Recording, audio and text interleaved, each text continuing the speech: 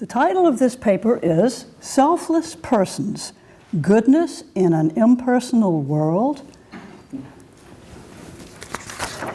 In a fascinating, indeed mesmerizing book, Surviving Death, Mark Johnston aims to secure the ideal of goodness in a naturalistic world. According to the worldview of naturalism that Johnston endorses, reality is wholly objective and impersonal. There are no irreducible first-personal facts. Johnston wants to show that the ideal of goodness, which he takes to be impersonal or radical altruism, can survive in such a naturalistic world.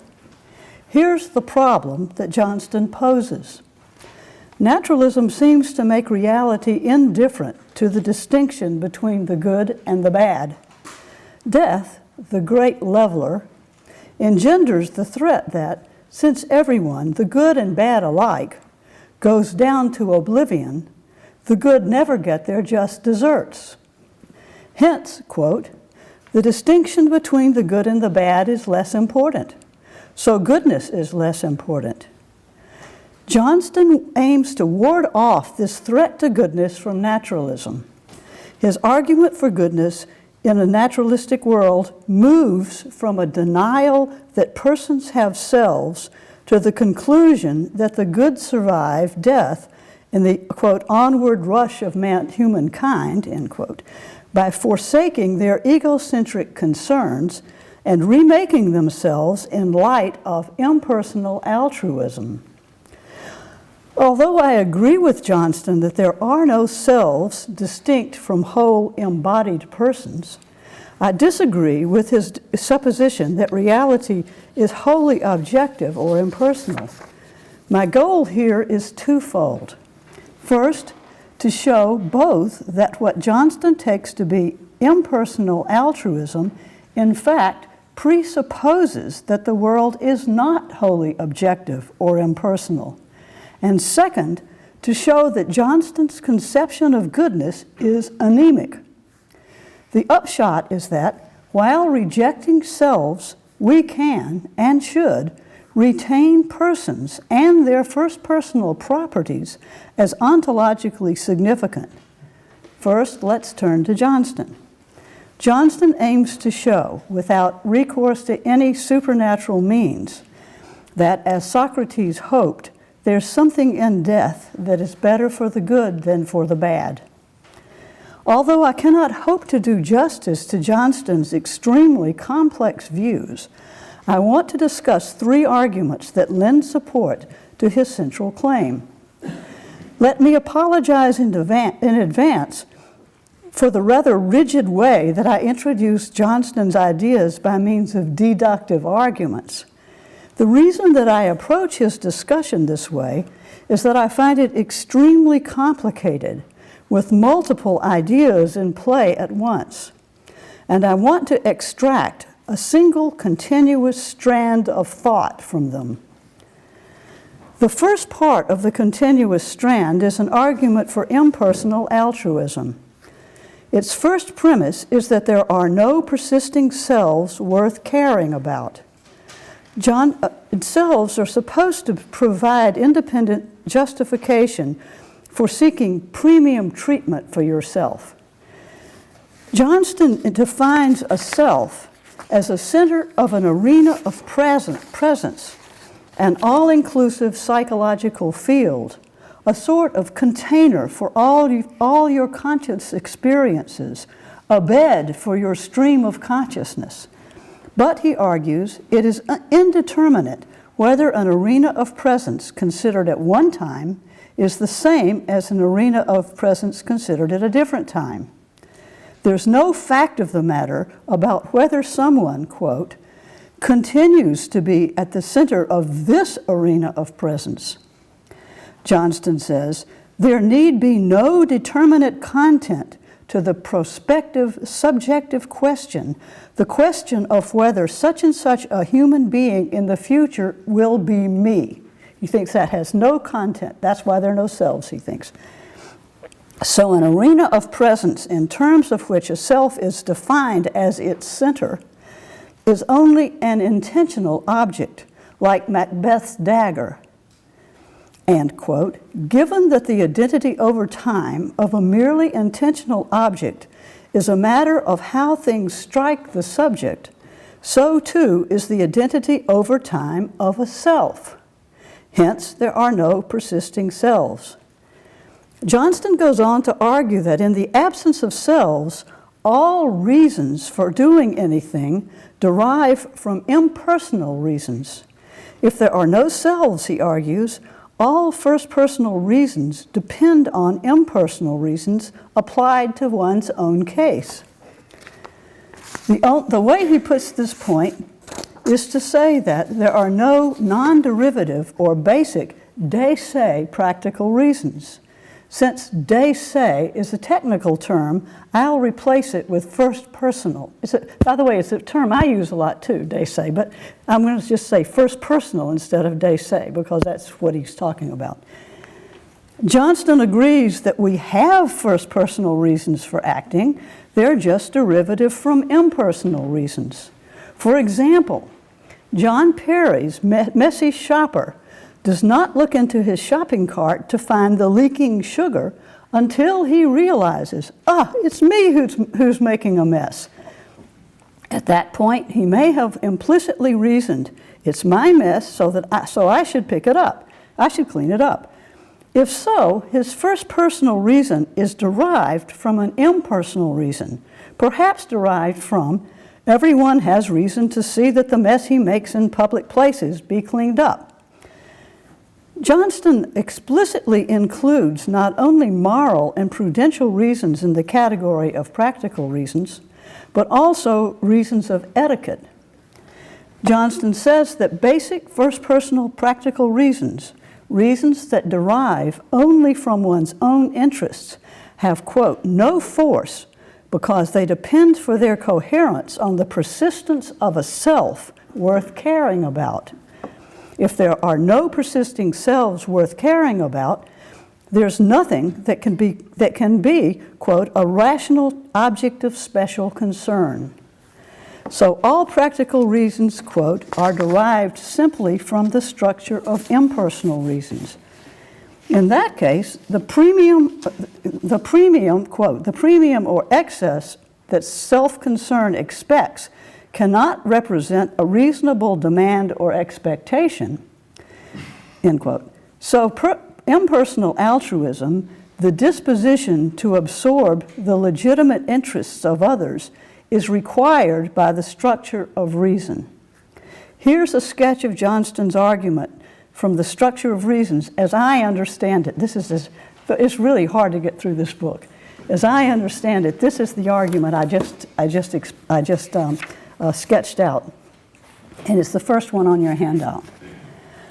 Premise 1, there are no persisting selves worth caring about. Premise 2, if there are no persisting selves worth caring about, then there is no me in the relevant subjective sense that could be a rational object of self-concern. If there's no me that could be a rational object of self-concern, then there are no first-personal practical reasons that derive only from one's own interests. 4, if there are no first-personal practical reasons that derive only from one's own interest, then all practical reasons are derived simply from the structure of impersonal reason. If all practical reasons are derived simply from the structure of impersonal reason, then impersonal altruism is required by the structure of reason. Impersonal altruism, the disposition to absorb legitimate interests of others, is required by the structure of reasons. That's the first conclusion. I call it C1, the first conclusion. If Johnston is right, the command to cease considering oneself as an entity of special concern is the command of agape, the New Testament command of universal love. The command of agape is not merely a moral command, it is rather the command, quote, to live in accord with the practical reasons that there actually are, end quote. And that is all that goodness in the practical realm can reasonably be taken to mean. This argument from the structure of practical reasons, to which I'll return critically later, paves the way for the discussion of how to become a good person, an impersonal altruist. The discussion of how to become good shifts the focus from the self, which depends on a merely intentional object, an arena of presence, to, quote, the person I presently find myself to be, end quote. This person is an embodied being with an individual personality. Johnston offers a radical reversal of the idea of personal identity over time. The naive, intuitive view that Johnston wants to reverse is that, quote, the relation of personal identity independently justifies certain future-directed dispositions, end quote. According to the radical reversal, personal identity does not justify future-oriented dispositions, but rather the reverse. The radical reversal is that personal identity itself is determined by a certain future-directed disposition that we can alter, thereby altering the changes we can survive. That is, we can change the conditions under which we survive, because he has this radical reversal of personal identity over time. It's not that you persist in a certain way that justifies your desire to keep a certain person alive. It's rather that quite the other way around. That is, he's trying to get rid of egocentrism, of course. How is it that we can change our conditions of survival? Big question. Well, we are protean. Quote, the essence characterizing kind for you and me, says Johnston, is the kind protean person. He continues, quote, the fact that we are protean, namely that the terms of our survival depend on our dispositions, is an independent and essential fact about our natures as persons. To be protean implies that, quote, we could refigure our identity-determining dispositions. If we could do that, then what we are capable of surviving would change. The identity-determining disposition, quote, determines what kind of thing, with what temporal extent, counts as the person in question. So what's going to count as you in the future will have to do with the dispositions that you have, that you cultivate now. By refiguring my dispositions to identify with the interests of others, I see that there is nothing special about my individual personality or anyone else's. Each of us is just one person among many. We simply, quote, implement personal identity in such a way that we would survive whatever and wherever and whenever interests are to be found. We would quite literally live on in the onrush of humankind, end quote. In a naturalistic world, Johnston says, if one gives up seeking premium treatment, one encounters herself objectively as just another person and arrives at a, quote, thoroughly objective relationship with the human being she finds herself to be. Now, here's a reconstruction of Johnston's argument, how to become good. It's on your handout. 1, we're protean persons. That is, the terms of our survival depend on our dispositions. 2, if we are protean, then we can refigure our identity-determining dispositions in a way that makes us good persons. That is, we can become disposed to absorb the legitimate interests of persons at all times at which they take them to exist, at which we take them to exist. Therefore, see, we can become good persons. That is, we can become disposed to absorb the legitimate interests of persons at all times at which we take them to exist. A good person, at least an extremely good person, alters her identity-constituting dispositions by giving up concern with any individual personality and becoming impersonally altruistic. In any naturalistic world, quote, death obliterates one's individual personality. Nevertheless, quote, if there are extremely good people, they are not only able to face down death, that is, face the obliteration of their own individual personality without feeling it to be a tragic loss, they are also able literally to survive death. In continuing in Johnston's words, in identifying fundamentally with the interests of the arbitrary other, Johnston says, you will have become something that is present whenever and wherever individual personality is present. The good can live on in the lives of countless others because they are protean. Johnston offers an analogy. This is as close as he comes to an argument for that point.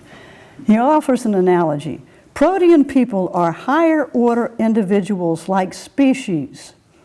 The tiger is a subkind of the kind Panthera.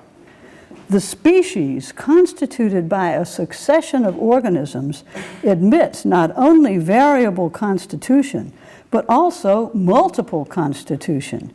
That is, a species is constituted by different organisms at different times, and by many organisms at once.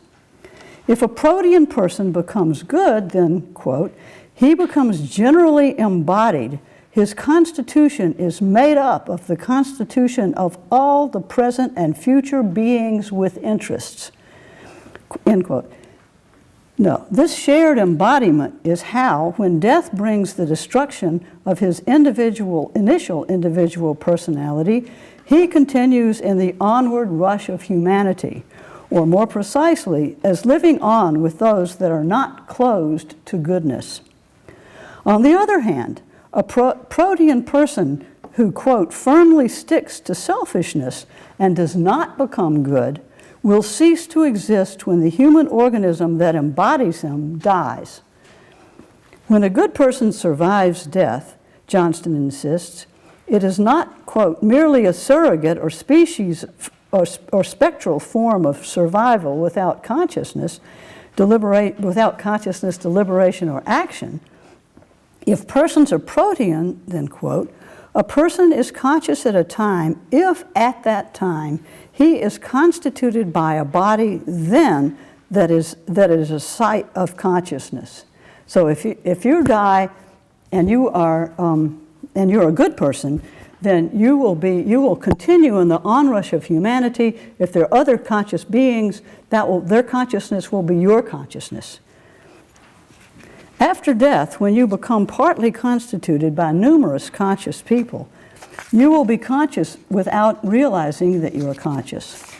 Similarly, for deliberating and acting, how could you possibly, if you were dead, realize you are conscious? In this way, one quite literally lives in the onrush of humankind. That last was a quotation. This, Johnston says, is the reward of agape. Noting that anastasis is the Greek word that the Apostle Paul used for resurrection, Johnston says agape constitutes the anastasis of the good, their rising up to acquire a higher order identity, an identity as a thing that is present wherever and whenever others are present. Quote still, if we are protean, Johnston says, then agape is identity constituting in a way that makes for survival and the onward rush of humankind, end quote. In this way, Johnston says, he vindicates Socrates' hope that there is something for us in death that is better for the good than for the bad. Here's a sketch of that last argument, that the good literally survive death in a naturalistic universe. Premise one. Good persons alter their identity-constituting dispositions by identifying fundamentally with the interests of the arbitrary other, and become disposed to absorb the legitimate interests of other persons who are not closed to goodness in the present and in the future. Premise two,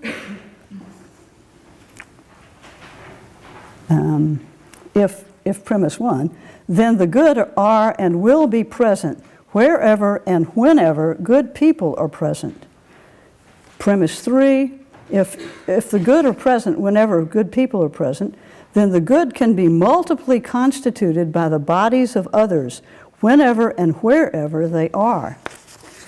Premise 4, if the good can be multiply constituted by the bodies of others wherever and whenever they are, then the good survive death in the onrush of humankind. Therefore, C3, that is the conclusion 3, the good survive death. To sum up my reconstruction of the three arguments, the thread of the argument moves from no self to no basic first-personal practical reasons to impersonal altruism as a rational requirement. Then, on a revisionary conception of personal identity and a protean view of persons, personal identity is a matter of our identity-determining disposition. An extremely good person whose identity is determined by her identifying herself with personality as such survives her own death. If these are Johnston's three conclusions, C1, C2, and C3, then his overall argument lacks only the conditional premise. If C1, C2, and C3, then in a naturalistic world, the ideal of goodness is not obliterated. So now let's take a critical look at Johnston's arguments. Still, I do not believe that Johnston has shown that the ideal of goodness is not obliterated in a naturalistic world. Let's look at the arguments again. Is the argument for C1, the argument from no self to impersonal altruism, sound? The argument is valid, but I think unsound. I'll not challenge the first premise that there is no persisting self worth caring about. However, there seems to be a dialectical oddity in Johnston's no-self strategy. In order for the illusoriness of the self to play its intended role, Johnston must first characterize a self in such a way that there seem to be selves as well as persons. Johnston must assume that many or most of us take selves to exist. The self is supposed to be something with a subjective principle of unity. Same arena of presence, same self. But there are no selves for the reason that there is no sense to the notion of same arena of presence. There are no persistence conditions for arenas of presence. There's just every time you think you're in the middle of an arena of presence, you are. But that's it. Johnston introduced the distinction between selves and persons only to discredit the reality of selves. However, if my view, which we'll see later, is correct, we are no more committed to centers of arenas of presence than we are to Dennett's Cartesian theater. Such a Cartesian approach is a non-starter. Nevertheless, I agree that there are no selves in addition to persons, despite this dialectical oddity. I just want to point out that this is a weird way to argue. The premise of the argument for C1 that I want to challenge is premise 3. While I agree that there are no selves, albeit on different grounds from Johnston's, and no rational object of special self-concern, I also believe that there are non-derivative first-personal practical reasons. Let me propose 4 candidates for basic first-personal practical reasons, that is, for reasons that derive only from one's own interests and impersonal, only from one's own interests and not from impersonal reasons. First, there are free ride cases. If I break in line, you say break a queue, is that what you say? I don't know what you say in England. We say break in line. If I jump the queue, okay, thank you. If I jump the queue because I don't want to waste my time waiting, I am thinking of myself as a whole person, standing there, not a self that I agree is non-existent. The absence of a self seems irrelevant to my reason for jumping the queue, because My reason for jumping the queue does not seem irrational, even if it's immoral. Second, so that's my first counterexample, or alleged counterexample, is the free ride cases like that. They don't seem to be based on impersonal reasons. Second, suppose that the reason that I'm wearing widow's weeds is that my dear husband died, and I want to mourn him this way. Not everyone whose dear husband dies does or should wear widow's weeds. It's certainly not a part of our culture to wear them. Johnston himself says that it would be, quote, ham-fisted and obscene, end quote, to interfere with someone's mourning the death of a beloved other.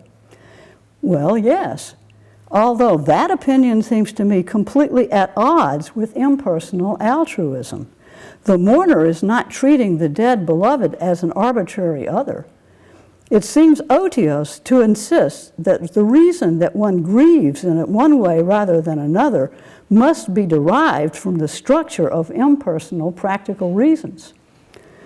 That's my second counterexample. Third, suppose that, I like Alan First as a novelist, by the way, you'll see if you know him.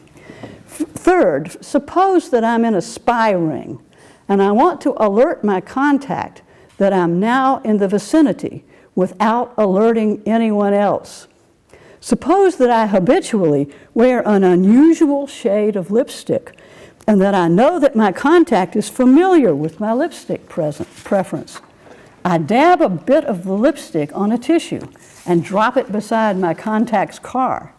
The reason that I left the lipstick dabbed tissue beside that car is that I wanted my contact to know that I was there without tipping off anyone else. This reason depends only on my knowledge of another's knowledge of my use of a shade of lipstick. It seems not to derive from any impersonal structure of reasons. Fourth and finally, the phenomena associated with love for another person seem to be rife with basic first personal reasons for acting. Suppose I give my loved one a deliberately mismatched pair of socks. I reason, I love him deeply and want to give him something that always reminds him of me. That's why I gave him the socks. This seems like a totally idiosyncratic reason to give mismatched socks, untethered to the structure of impersonal reasons.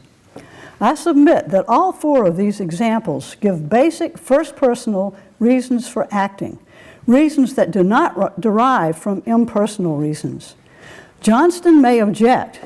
Baker's talking about self-concern of persons. I, Johnston, am talking about self-concern of selves. So the counterexamples are irrelevant.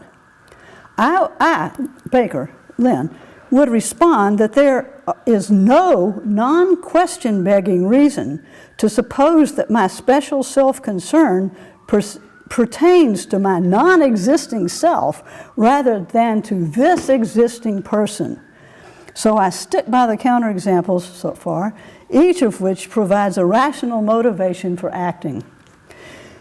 It would just be a contrivance, a workaround, to look for impersonal rules from which to derive these reasons. Even if all moral first personal reasons are derivative from impersonal moral rules, it is not the case that all practical reasons, reasons for acting, are moral reasons.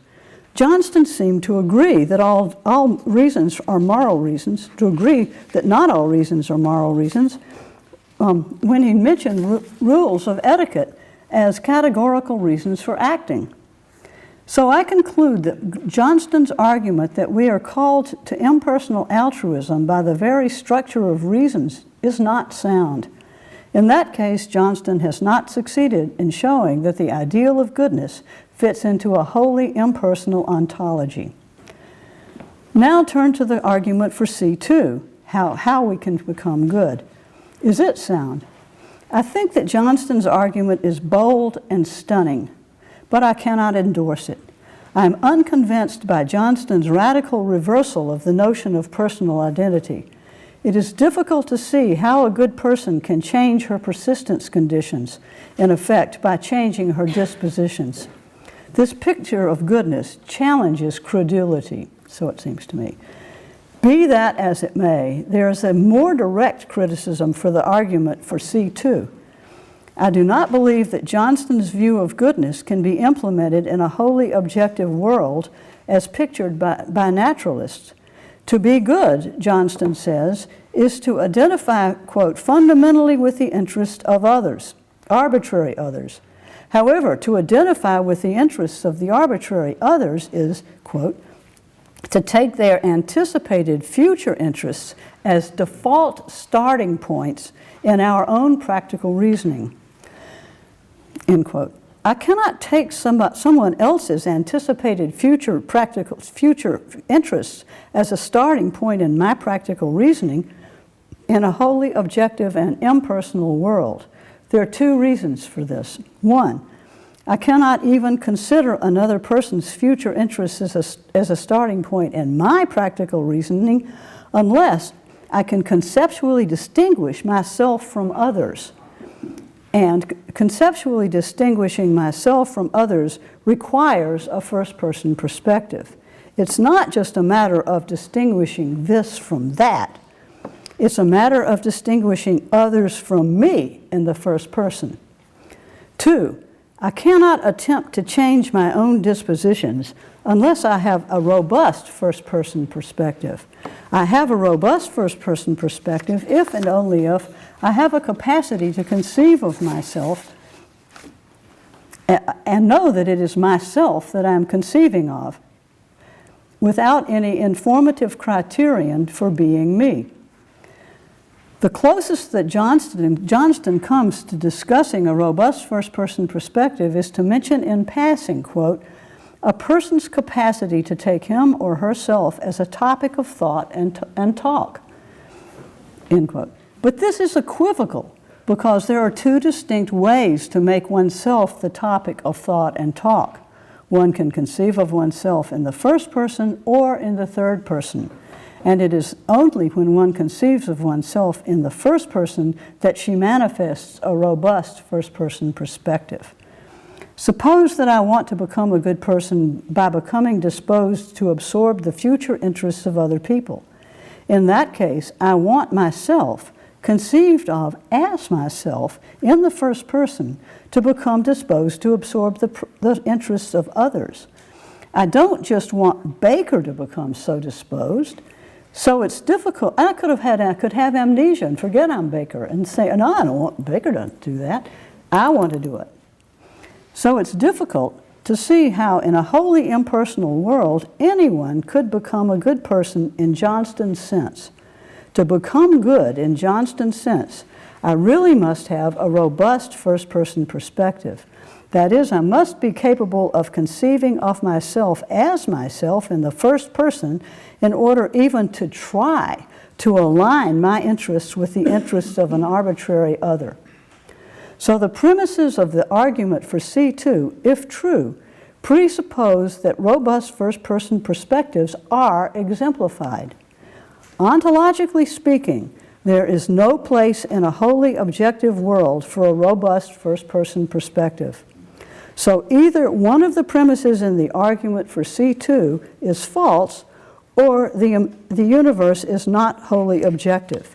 Either way, Johnston has not shown that his conception of goodness can be realized in a world wholly impersonal and a world wholly impersonal and objective. A similar argument holds for the first premise of the argument for C3. As impressive as I think Johnston's argument is, I do not think that it succeeds in showing how the ideal of goodness can survive in a wholly objective and impersonal world. Now let me turn briefly to my own account of persons that also denies the existence of selves, but still holds to irreducible first-personal properties. My view is similar to Johnston's up to a point. Persons are essentially embodied, but they do not essentially have the bodies that they in fact have. Rather, persons are constituted by bodies with which they are not identical. I don't think that persons can be scattered objects as Johnston's protean persons seem to be. Moreover, and this is where I part company with Johnston, persons essentially have first-person perspectives, which have two stages. The first-person perspective, in my view, has two stages, rudimentary and robust. At the rudimentary stage, a first-person perspective is a non-conceptual capacity shared by human infants and non-human animals, and of course the rest of us. It is the capacity of a conscious subject to perceive of and interact with entities in the world from a first-personal origin. At the robust stage, a first-person perspective is a conceptual capacity displayed by language users. It is the capacity to conceive of oneself as oneself in the first person.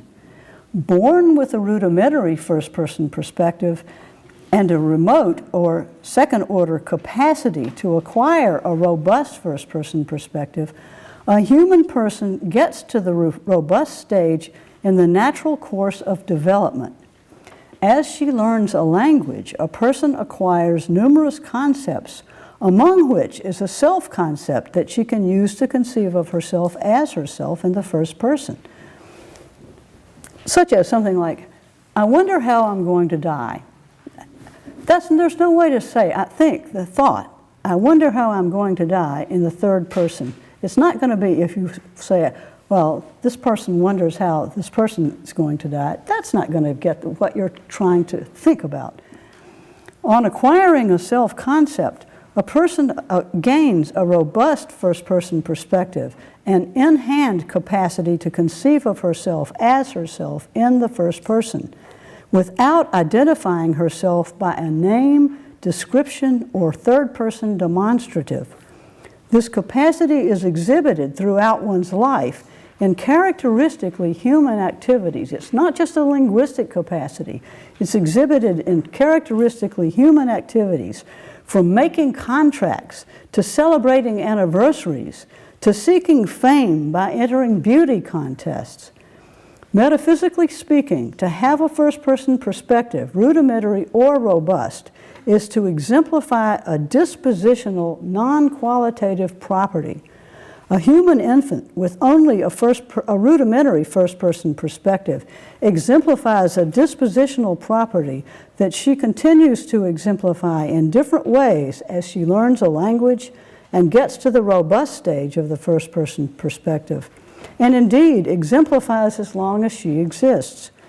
What makes you the same person that you were when you were an infant is that there's a single exemplification of the dispositional property of having a first-person perspective both then and now, regardless of the vast differences in its manifestations over the years. Let me emphasize that a first-person perspective is not something that exists only when it is experienced. It is a property, a dispositional property, that is not manifested at every moment that it is exemplified. You continue to have a first-person perspective even when you're soundly asleep. Johnston suggests that, quote, a perspective as understood by Baker is not a property but an individual item of some sort, and a perspective is first-personal just when one that occupies that perspective thinks of herself as occupying that perspective, end quote, from Johnston. That's not my view.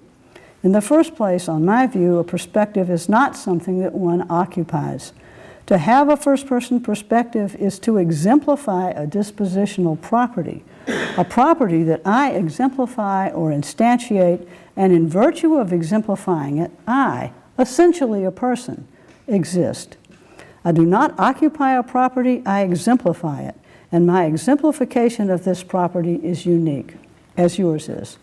So I do not first exist and then come to have a first-person perspective. I, the person, cannot exist without exemplifying a first-person perspective, instantiating a first-person perspective. I came into existence when the fetus that came to constitute me could support a first-person perspective. In short, the first-person perspective is not thought of as a center of presence that can be illusory. Hence, a first-person perspective is not a Johnstonian self or any other individual item. In contrast to Johnston, for me, there are no protean persons. Only individual persons who are the seats of individual personality. Persons have their persistence conditions, continued exemplification of a first-person perspective, essentially, and they survive or not individually. I'd like to finish by suggesting that Johnston's conception of goodness cannot stand on its own. As I argued earlier, Johnston's strategy for becoming a good person seems to violate his view that the world is wholly objective. Indeed, is goodness as construed by Johnston even desirable? If Johnston is right, then if I were a truly good person, it seems that I would not love my husband for himself in his particularity, but only as a representative of humanity. No good person would love anyone in his or her particularity for being the person he or she is. This seems to me a rather bleak view of reality. One last thought. The people whose legitimate interests we are supposed to align ourselves with are all the human beings who are not permanently closed to goodness. It seems possible to not be permanently closed to goodness while believing that, say, the entire bourgeoisie should be eliminated, even if one included oneself in the group. In the 60s, a lot of people thought that. That is, one need not be permanently closed to goodness to believe that the entire bourgeoisie, including oneself, should be eliminated. If so, then for all that's been said, we should align ourselves with that person's legitimate interests. Ah, but no, you might object. Eliminating the bourgeoisie is not a legitimate interest. Well, I agree, but then you need a more substantive view of goodness to rule out eliminating the bourgeoisie as a legitimate interest. If so, then Johnston's conception of goodness as it stands is anemic. Conclusion. I agree with Johnston that there are no selves, but eliminating selves does not leave us ontologically with only objective and impersonal reality. On my view, there are persons constituted by bodies who have first-person perspective essentially. The persons have first-person perspectives essentially. The bodies don't. I applaud Johnston's aiming to show that nobody deserves special treatment. Religious people of many persuasions officially agree. But I do not think that seeking special treatment depends on any illusions about mental substances. Moreover, a robust first-person perspective is not tied to seeking special treatment, but is a capacity required for many human activities. Ontologically, we are all selfless persons. There are no selves, but there are persons with first-person perspectives. Morally, only those few who never seek special treatment are selfless. To be selfless in either sense entails that first-person perspectives, first-person dispositional properties are exemplified. If I am right, then the very existence of selfless persons ensures that reality is not wholly objective. And if reality is not wholly objective, where does that leave naturalism? Thank you.